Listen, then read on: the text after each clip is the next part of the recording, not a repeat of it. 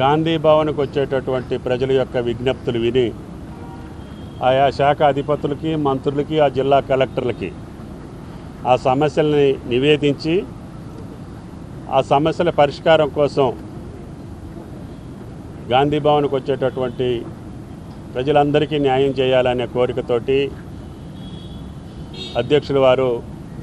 ప్రతి వారానికి ఒక మంత్రివర్గ సభ్యుడిని గాంధీ భవన్కి వచ్చి వాళ్ళ యొక్క విజ్ఞప్తులు తీసుకొని ఆ జిల్లా కలెక్టర్లతోటి అవసరమైతే మంత్రులతోటి కూడా సంప్రదించి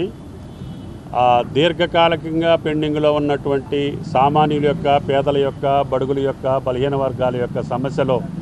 పరిష్కారం గాంధీ భవన్కి వెళ్తే మాకు తీరుతాయి అనే విశ్వాసాన్ని, నమ్మకాన్ని కలగజేయటం కోసం ప్రదేశ్ కాంగ్రెస్ కమిటీ నిర్వహించేటటువంటి కార్యక్రమం విజయవంతంగా నడుస్తూ ఉంది.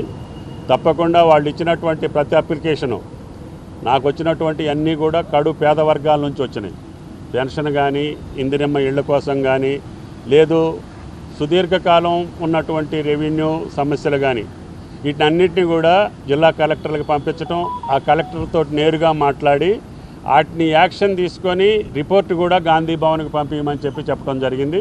కాబట్టి జిల్లా యంత్రాంగం, రాష్ట్ర యంత్రాంగం